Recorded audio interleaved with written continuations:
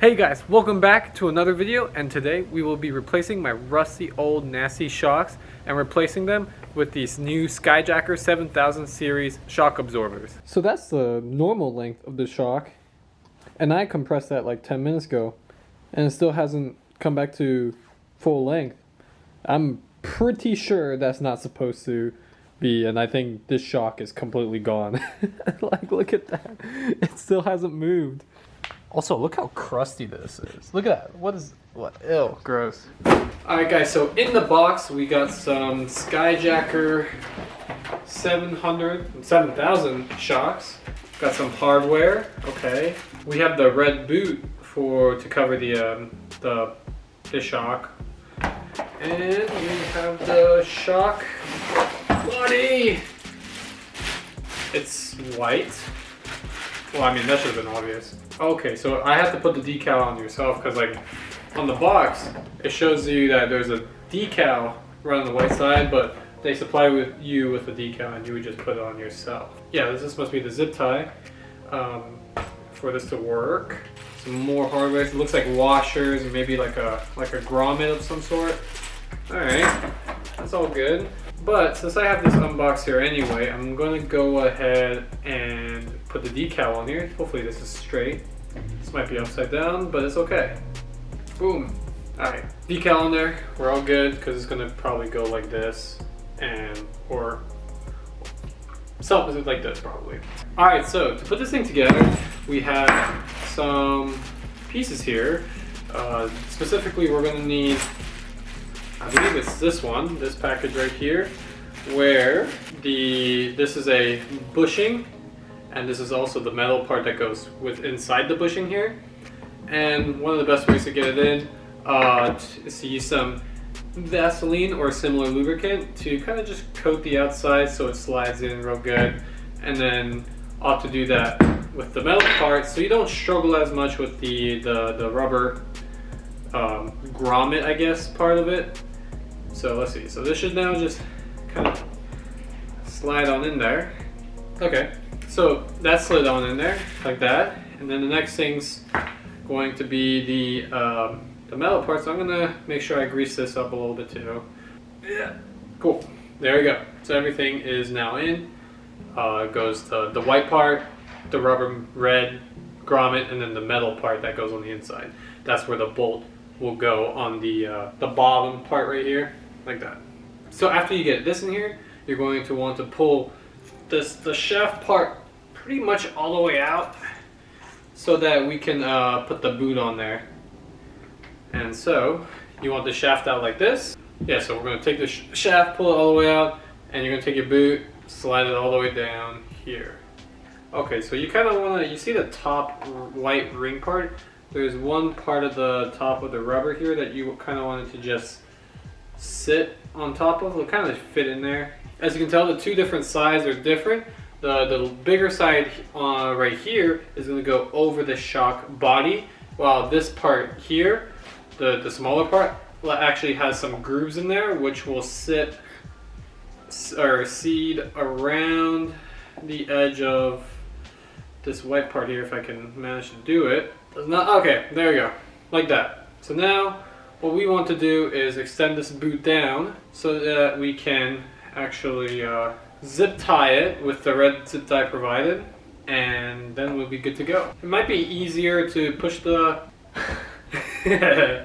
oh, I almost had it right there, jeez. Alright, so managed to get the boot on. It was low-key kind of hard. Well, actually I just have I just hurt my fingers, so by carefully using some these pliers, these needle nose pliers, you gotta just make sure you're careful not to rip the boot.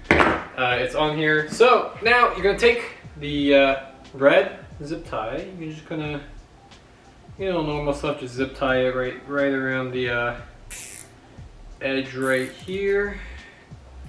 Tighten that, like so, and bap! Cool. I think that's pretty tight. That boot ain't going nowhere.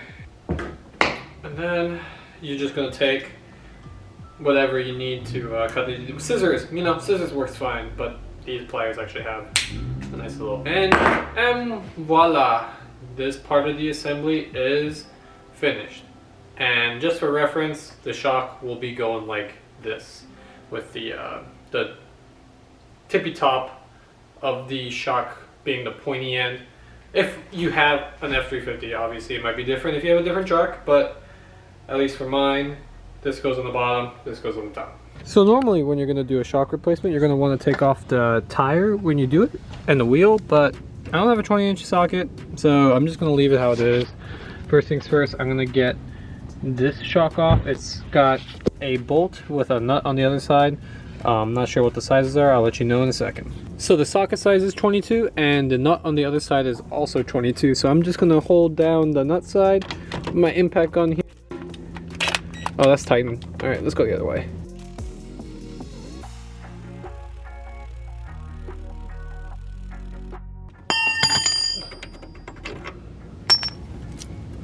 Here, I guess I'm just going to go ahead and use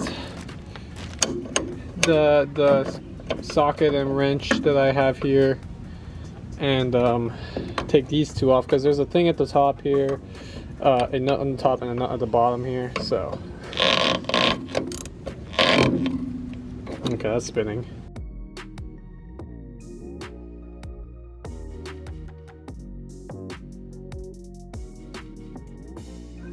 Here we got the old versus the new. Look at that. Yep, so this should fit in like this, and then right here I'm going to try and slip the bolt that was there through this thing. So what I've done up top here is I've just put the bolt up here to hold that in place. I haven't tightened it down yet, so that it gives me a little bit of wiggle room. I won't tighten it down just yet. Oh. So I didn't tighten up there, so I'm going to try and knock that bolt through, because it's kind of a tight fit, honestly, and I'm going to have to use this hammer to kind of get it all the way through there.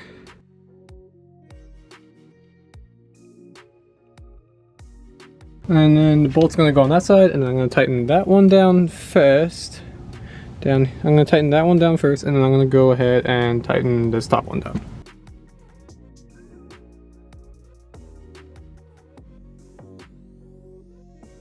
So up here you can just use a wrench. I have a ratcheting wrench and this 14 mil nut that goes up top here. Alright, so I've basically gotten this all tightened down. I don't want to go too far yet. Alright guys, so we've gotten the bottom in. That's all bolted down. And then the top is also good.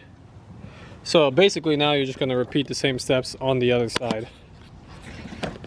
Alright guys, so I've been driving the truck around with the new shocks, and man, dude, they feel good.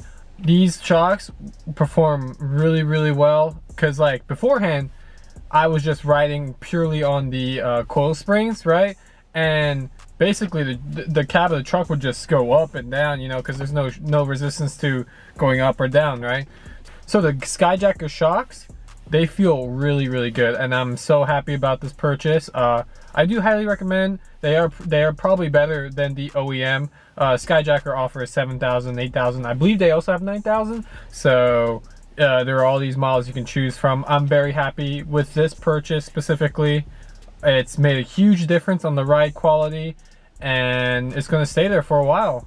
That is all for today's video. I hope you guys enjoyed. If you like the content I make, the truck content, the Mustang content, I'll be doing more information stuff about the Mustangs, the 05 to 10 4.0 V6 Mustangs, and I still have to continue on my engine swap. I'm working on the fuel system right now.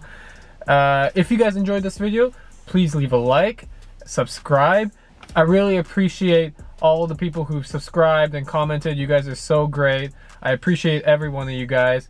See you guys in the next video.